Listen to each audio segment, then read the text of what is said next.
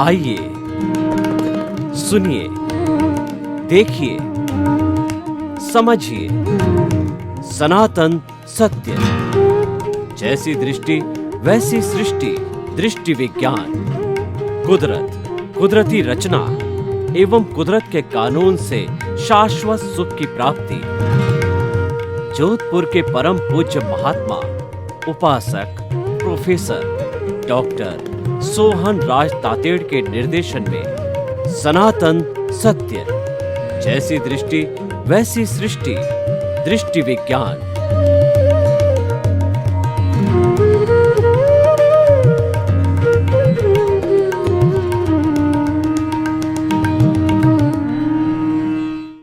भाई और बहनों, मातृशक्ति को नमन।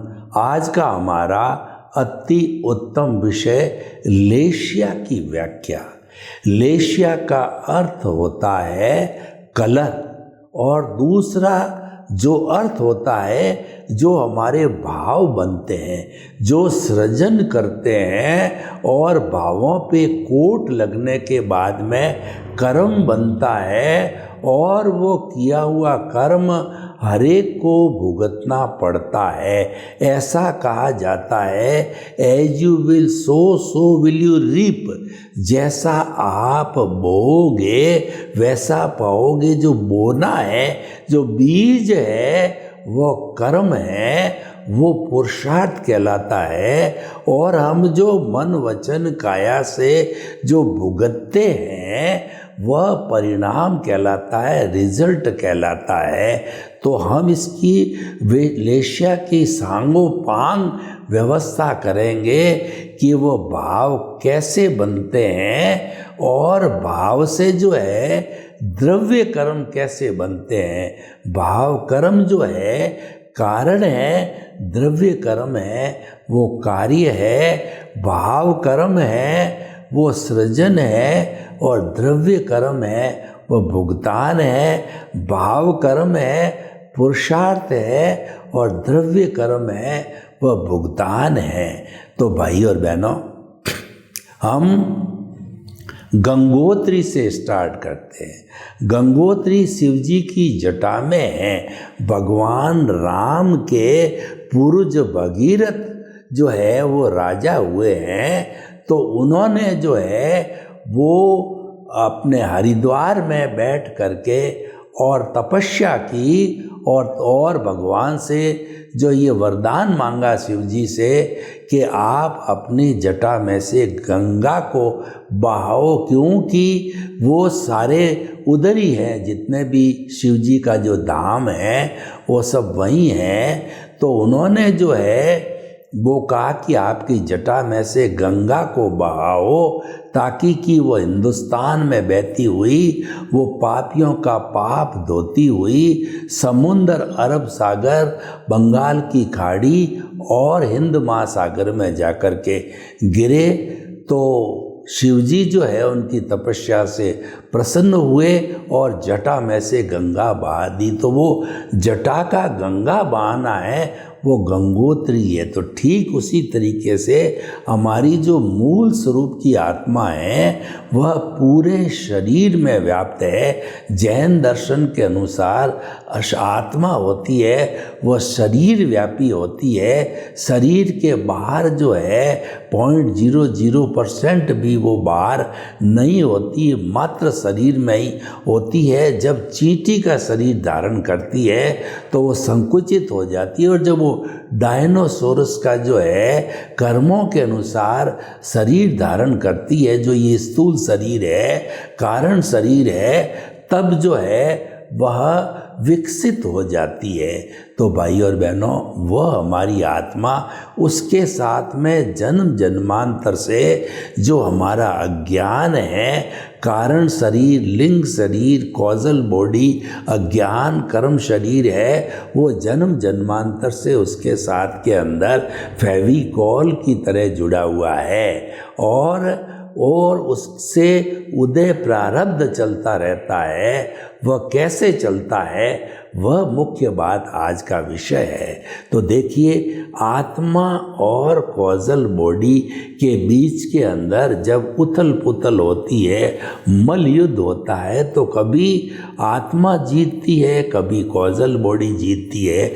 आत्मा जीतती है तो संसार का वर्ण होता है, आत्मा जीतती है तो हमारी आत्मा का विकास होता है, हमारे ज्ञान दर्शन का डेवलपमेंट होता है और शाश्वत सुख की नींव लगती है। हमारा ऊर्ध्वारोहण होता है। और जब कर्म शरीर जीतता है तो ये संसार बढ़ता है, हमारा जो है अधोगामी हम बनते हैं और संसार का भ्रमण बढ़ता है। यानी कि जो हमारी कॉजल बॉडी है, कार्बन शरीर, उसका घनत्व तो बढ़ता है, वॉल्यूम बढ़ता है।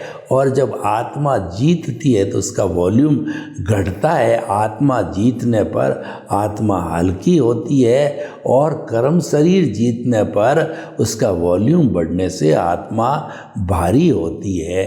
तो जैसी भी स्थिति होती है, वहाँ से जो है वह तुरंत एक्शन होते ही जो है वो हमारी कलरलेस लेशिया जो है वो बाहर निकलती है, जिसको भाव कहते हैं।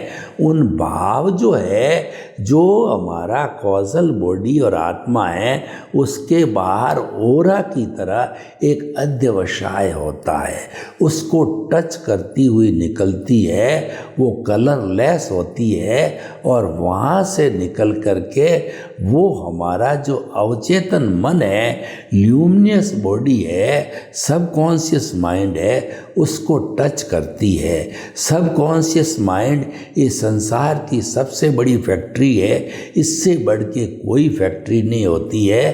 क्योंकि जो है हमारा सबकॉन्शियस माइंड हजारों तरह के काम करता है, कन्वर्शन का काम करता है। जो ये भाव है नहीं, कलरलेस आए थे, उनको कलर देता है। यानी अगर शुभ भाव है तो तेजो पद्म शुक्ल लेशिया के कलर मिलेंगे, अशुभ भाव है तो कृष्ण नील कापोत लेशिया के कर्म मिलेंगे। यहाँ पर हम लेशिया को समझते हैं मूल रूप से ये भाव है, लेकिन वो कलर जो है मिलने से वो द्रव्य बनते हैं। देखिए कि अगर तेजो लेशिया है यानी कि चमकता हुआ गुलाबी रंग है तो वह हमको शांति देता शुभ भाव है। और जो है उसके बाद में पद्म लेशिया है तो वह चमकता हुआ हल्दी का कलर होता है, वह हमें आनंद की अनुभूति कराता है। और तीसरा वाइट ट्यूबलाइट की तरह चमकता हुआ वाइट कलर होता है, तो वह हमारी जो है शुक्ल लेशिया होती है, वह उन लोगों के आती है जो कि शीघ्र मुक्ति में जाने वाले होते। हरे के शुक्ल लेशिया नहीं आती है, तेजो आती है, या जो है वो और ज़्यादा शुद्धि वाले होते हैं तो पद्म आती है। लेकिन उसके बाद शुक्ल लेशिया तो रेयर उन लोगों के आती है जो शीघ्र एक दो भवों में मुक्ति जाने वाले होते हैं। तो ये तीन कलर जो है ये हमारे अवचेतन मन पर उतरते हैं। ये तो शुभ हो गया। और भीतर से अगर अशुभ का उदय और प्रारब्ध है, आत्मा का कार्बन शरीर के साथ के अंदर जो उथल पुथल होना है, ये उदय और प्रारब्ध कहलाता है, जो कि प्रकृति स्थिति प्रदेश अनुभाग से गवर्न होता है। वो उसी का जो समय आता है जब उदय और प्रारब्ध होता है, और वह जो है भाव बन करके और हमारे जो है वो अवचेतन मन के ऊपर उतरते हैं। और आत्मा होती है तो आत्मा की शुद्धि होती है, यानी कि कर्म झड़ते हैं। तो अब देखिए कि जो अशुभ भाव भीतर से आते हैं उनका उदय प्रारब्ध है तो कृष्ण नील कापोत लेशिया, कृष्ण है गहरे काले रंग की जो है ब्लंट जो काले कलर है उसकी लेशिया होगी। महा हिंसा के भाव पंचेंद्रिय वध है, शराब पीना इत्यादि महाहिंसा, वेश्यावृत्ति, महान हिंसा के भाव आते हैं। ये होगी हमारी कृष्ण लेशिया। और दूसरी होती उससे थोड़ी सी डाइल्यूट नील लेशिया, ब्लू कलर की, जो ब्लंट ब्लू कलर, चमकता हुआ नहीं, गहरा ब्लू कलर, तो वह जो होती है झूठ कपट की होती है, उससे जो है तिर्यंच गति मिलती है। और जो कृष्ण रेश्या होती है उससे नरक मिलता है। और तीसरी होती है कापोत लेशिया। तो कापोत लेशिया और थोड़ी डाइल्यूट कलर की होती है, वह जो कबूतरी रंग की होती है, उसमें नेगेटिव थॉट्स है, किसी के प्रति ईर्ष्या करना, जलन करना इत्यादि बातें होती है, तो कापोत लेशिया होती है। तो वो कापोत लेशिया जो है, ये तीनों लेशियाएं जो अवचेतन मन को टच होती है, यानी कि जो है अवचेतन मन जो है उनको वाइब्रेशंस जो आए थे उनके साथ अब क्या होता है कि चेतन मन जुड़ता है।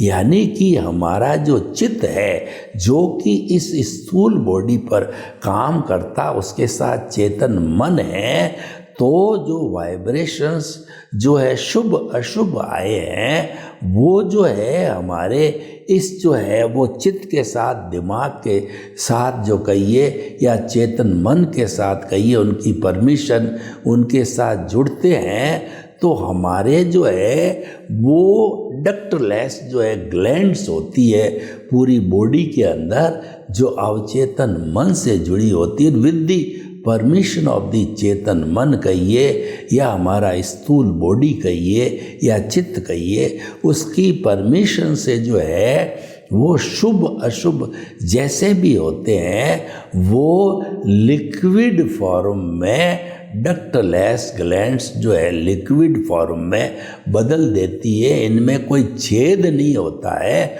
और एक उसका सिरा जो है वो हमारे जो है अपने अवचेतन मन से जुड़ा हुआ होता है, दूसरा सिरा हमारे चेतन मन से यानी कि ब्लड से जुड़ा हुआ होता है। तो जो लिक्विड फॉर्म के शुभ अशुभ भाव आए वो बॉडी, सारी बॉडी में ब्लड के साथ मिल जाते हैं, यानी कि बुद्धि कर्मानुसारिणी हो जाती है। जैसे जैसे कर्म का उदय होता है बुद्धि आती है, और विनाश काले विपरीतो बुद्धि, बुद्धि भी कई बार जो बुरे कर्म पापोदय होता है तो विनाशकारी, और वह बुद्धि जो है कुबुद्धि हो जाती है। और उसके साथ में हमारे अगर पुण्योदय के भाव आते हैं, यानी शुभ लेशिया आती है, तेजो पद्म शुक्ल लेशिया आती है, तो वो शुभ भावों के कारण बुद्धि सुबुद्धि बन जाती है। और वो शुभ लेशियाएं जो है ब्लड में मिलकर के हमारी कर्मेंद्रियां, जो हाथ है, पाँव है और पांचों इंद्रियां हैं, वे सभी शुभ कार्य करने लगती है।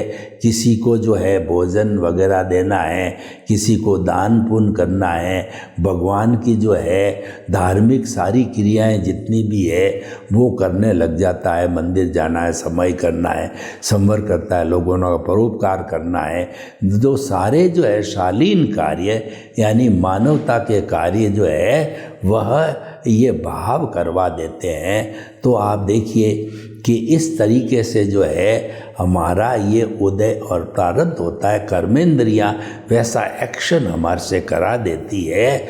और अच्छे भाव है तो अच्छा काम कराती, बुरे भाव है तो बुरा जो है पापोदय का काम कराती है। तो इस तरीके से ये हमारी जो है लेशियाएं काम करती है। अब आप देखिए कि जो उदय प्रारब्ध चल रहा है उसके ऊपर अगर मान लो कि हमारे जो है जो चेतन मन है वो वो चेतन मन अगर उस पर रिएक्शन कर देता है कि उदय प्रारब्ध चल रहा है कि जो है दान जो है चल रहा है, दान देते रहो, और जो हमारे चेतन मन ने, हमारी बुद्धि ने उसके ऊपर रिएक्शन किया कि जो है वो दान जो है इस व्यक्ति को नहीं देना चाहिए, कि बुद्धि है वो राग द्वेष पैदा करती है, तो नहीं देने से अंतराय का बंद हो जाता है। ज्ञानावर्णीय, दर्शनावर्णीय, वेदनीय, मौनीय, आयुष्य, नाम, गोत्र, अंतराय, जो भी जैसी जैसी प्रवृत्ति जो उदय प्रारब्ध के ऊपर रिएक्शन किया जाता है उसके अनुसार जो है नए कॉजेज बढ़ते हैं, और वो नए कॉजेज है उसी रास्ते से चेतन मन से, डक्टलेस ग्लैंड से, लिक्विड के माध्यम से वो जो है हमारा जो अवचेतन मन है, ल्यूमिनियस बॉडी है, उसके अंदर जो है वो कलर्ड लेशिया बन करके और फिर आगे कलरलेस बन के पुनः जो हमारा कार्बन शरीर है उसके अंदर जाकर के पुण्य पाप के रूप में या शुभ अशुभ भावों के रूप में जाके जुड़ जाते हैं। हम कहते हैं ना कि संसार का काम बढ़ता रहता है, यही संसार का है, मतलब कार्बन शरीर है वो बाहर से आए हुए पुद्गलों से, कर्मों से, भाव कर्म के ऊपर जब कोड चढ़ता है, जब वो कर्म कहलाता है, उन कर्मों के जुड़ने से कार्बन शरीर हैवी होता है और उनके जड़ने से निर्जरा होती है और जुड़ने से बंद होता है। तो इस तरह निर्जरा धर्म है और बंद है वो एकांत पाप है। तो इस तरह की ये क्रिया जो है वो inside to outside, outside to the inside जो है ये क्रम चलता रहता है भावों का, और उसके अनुरूप जो है कॉजल बॉडी है वह बनती रहती है या वह जड़ती रहती है। जब वो संपूर्ण रूप से जड़ जाती है, यानी अज्ञान जब संपूर्ण जड़ जाता है तो आत्मा जो है शुद्ध हो जाती है। आई माइनस अज्ञान is equal to pure soul हो जाती है, और प्योर सोल होती है वह जो है सिद्ध शिला में जाकर के भगवान बन कर के विराजित हो जाती है, यानी कि वो वहाँ पर जो है वह शाश्वत सुख को प्राप्त हो जाती है। तो भाइयों और बहनों, ये सारा सर्किट है शुभ लेशिया का, अशुभ लेशिया का, बाहर भीतर से बाहर आना, बाहर से भीतर जाना, और फिर कार्बन शरीर के साथ में इकट्ठा होना आदि। तो भाइयों और बहनों, अब हम जो है यह जो है जानकारी करना चाहते हैं कि हमेशा के लिए हमारा ये प्रोसेस जो है कैसे समाप्त हो सकता है। तो हमेशा समाप्त करने के लिए हमको एनलाइटनमेंट पैदा करना पड़ेगा, क्योंकि उदय और प्रारब्ध जो है वो तो कॉजल बॉडी से चलता रहता है, और कॉजल बॉडी जो है जब तक समाप्त नहीं होती है, ज़ीरो नहीं होती है, तब तक मुक्ति की अवस्था या शाश्वत सुख की अवस्था प्राप्त नहीं होती। तो इसको ज़ीरो करने का मूल्य बताते हैं, यानी संवर होना चाहिए। संवर का मतलब आश्रव, जो है पुण्य पाप के रूप वाले कर्म जो भीतर आते हैं उनको सीमेंटेड करना, उनको रोक देना ताकि वो भीतर नहीं आवे, वह संवर कहलाता है। तो जो है और कर्मों का जड़ना, कार्बन शरीर से जड़ने को हम निर्जरा कहते हैं। भगवान ने दो धर्म बताए, संवर और एक निर्जरा। संवर का अर्थ होता है प्रत्याख्यान प्राणी मात्र को दुख न देना, कष्ट न देना, ताकि कर्मों का बंधन न हो। वह तो जो है इसकी एक डेफिनेशन हो गई, और त्याग प्रचान करना ये दूसरी डेफिनेशन हो गई। तो भाई और बहनों, हम जो है इसके साथ साथ में हम ये जानना चाहेंगे कि हमेशा के लिए हम इससे छूट जाएं, तो आप मान के चलो कि हमारे अज्ञान को संपूर्ण नाश करना होगा, यानी कि हमारा फिर जो है नया बंद न हो और भीतर जो पड़ा है उसको जो है संपूर्ण बर्फ की शिला की तरह उस डिस्चार्ज को समाप्त कर दिया जाए, तो संपूर्ण बंद करने के लिए हमारा एनलाइटनमेंट होना, यानी पहले तो पहली कंडीशन हमारा भाग्योदय होना चाहिए। दूसरी कंडीशन है कि उस भाग्योदय के साथ में हमको जो है ज्ञानी पुरुष या सद्गुरु मिलना चाहिए, क्योंकि गुरु बिना ज्ञान नहीं होता है। गुरु गोविंद दाऊ खड़े और काके लागू पाए, बलिहारी गुरु आपनी और गोविंद दियो बताए। जो गुरु होता है वही ईश्वर गोविंद के दर्शन कराता है, उसके बिना दर्शन नहीं होता है। तो हमारा गुरु होता है वह जो है वो हमारे को ज्ञान प्रदान करता है। वो गुरु का भाग्योदय, हमारा भाग्योदय, गुरु निमित्त बनता है, हम निमित्त बनते हैं और कुदरत संजोग जुटाती है और हमारा इंटरेस्ट होता है, इंटेंशन होता है। ये सारी और पिछले जन्म का ज्ञान दर्शन, इस जन्म का ज्ञान दर्शन सब मिलकर के और हमारे एक नया एनवायरनमेंट शाश्वत सुख का मिलता है कि वो शाश्वत सुख की नींव लगाने के लिए गुरु जो है हमको ज्ञान प्रेषित करता है। ज्ञान प्रेषित का अर्थ ये है कि जो हमारा जो दर्शन मोहनीय है उसकी चार प्रकृति हैं, अनंतानुबंधी, अप्रत्याख्यानी, प्रत्याख्यानी और संजलन। अनंतानुबंधी पत्थर पर लकीर खड्डा करने के समान है और अप्रत्याख्यानी है वो जो है किसी कोमल लकड़ी के ऊपर जो है वो लकीर खींचने के समान है, और प्रत्याख्यानी है बालू रेत में लकीर खींचने के समान है, और संजलन है पानी में लकीर खींचने के समान है। तो ये कोई मतलब ही नहीं हुआ पानी वगैरह, ये बहुत डाइल्यूट होती है जो एज गुड एज डिस्चार्ज समाप्त होती है। यानी अनंतानुबंधी को हमेशा हमेशा के लिए जन्मजात फॉर एवर समाप्त करने से ही हम जो है सम्यक दर्शन की प्राप्ति करते हैं, और वेदांत की भाषा में वहीं से हम विदेह बनते हैं। विदेह का अर्थ होता है कि दुनिया में रहते हुए दुनिया से अलग जग माही ऐसो रहो जो अम्बुज सरमाही, रहे नीर के आसरे पर जल छुवत नाही, remain in the world as a lotus remains in the water. तो हमारा जो ये कमल का पौधा होता है वह तो जो है वह कीचड़ में खिलता है, और कमल का जो मूल फूल होता है वो सूर्य की किरणों के साथ उसका तादात्म्य है। यानी विदेह का अर्थ ये हुआ कि आपका संबंध अपनी आत्मा से हो, और जो है हम जो मन वचन काया की क्रिया करते हैं उसको अलग रखा जाए। यानी प्रकृति और पुरुष को अलग अलग रखना विदेह की साधना है, दोनों को जुड़ने नहीं देना है। क्योंकि जो हमारा प्रकृति है मन वचन का है वो तो परिणाम है, और हमारा जो कहना पुरुष है, जो हमारी आत्मा है, उससे ही हमारे पुरुषार्थ होता है, रियल पुरुषार्थ होता है। और मन वचन काया तथा उससे जुड़ी हुई हर अवस्था मात्र कुदरती रचना है और वो व्यवस्थित है। इसका अर्थ ये है उदय प्रारब्ध चलता रहता है, और वह व्यवस्थित का अर्थ हुआ कि वो प्रीडेस्टिन्ड है, वो फिक्स है, जो होना होता है वही होता है, उसके अतिरिक्त कुछ भी नहीं होता है।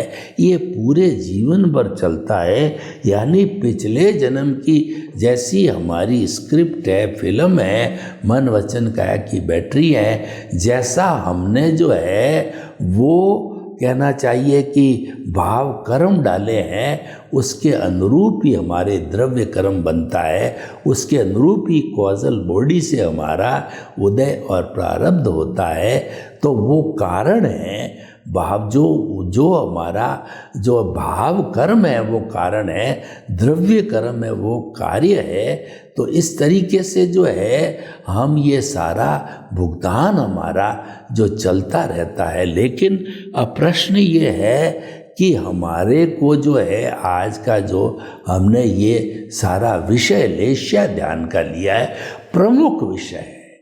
लेश्या का मतलब भाव, भाव बिगाड़ो भव बिगड़ेगा, भाव सुधारो भव सुधरेगा। यानी कि जो मुक्ति है वो भावों से है, वो लेश्याओं से है। और वो जो हमारा क्रिया है, जो मन वचन की क्रिया है, वो क्रिया मात्र जो है वो कुदरती रचना है। और क्रिया से मुक्ति नहीं है, वो तो परिणाम है, रिजल्ट है, भुगतान है। और हमारा रियल पुरुषार्थ है वो भाव है।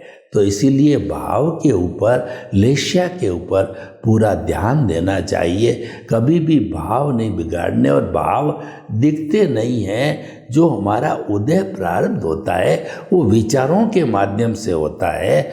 तो इसीलिए अगर हमारे को जो है वो जो प्रकृति और पुरुष को नहीं जोड़ने देना है, तो उदय प्रारब्ध जो विचारों से हुआ उसको जाने दो, जाने दो। और उसको जो है let go, let go, let go करो। क्योंकि अगर लेट गो नहीं किया और हम उन विचारों के साथ में उदय प्रारब्ध के साथ जुड़ गए, हम प्रकृति के साथ जुड़ गए, तो वो तो राग द्वेष वाली है। इसका मतलब वो और हैवी हो जाएगी, भारी हो जाएगी, और आत्मा उससे भारी हो जाएगी। हमको तो हल्का करना है, हमको तो ऊर्ध्वगामी बनना है, अधोगामी नहीं बनना है। तो इस तरीके से लेश्या शुद्ध होनी चाहिए। सर्वे भवन्तु सुखिनः, सर्वे सन्तु निरामया। लोग के जीवों को सुख मिले, शांति मिले, आनंद मिले, प्रेम मिले, सौहार्द मिले, और हम सभी अपने अपने भावों को शुद्ध रखते हुए सिद्ध बुद्ध मुक्त बने। आपके प्रति मंगल भावना। ओम शांति।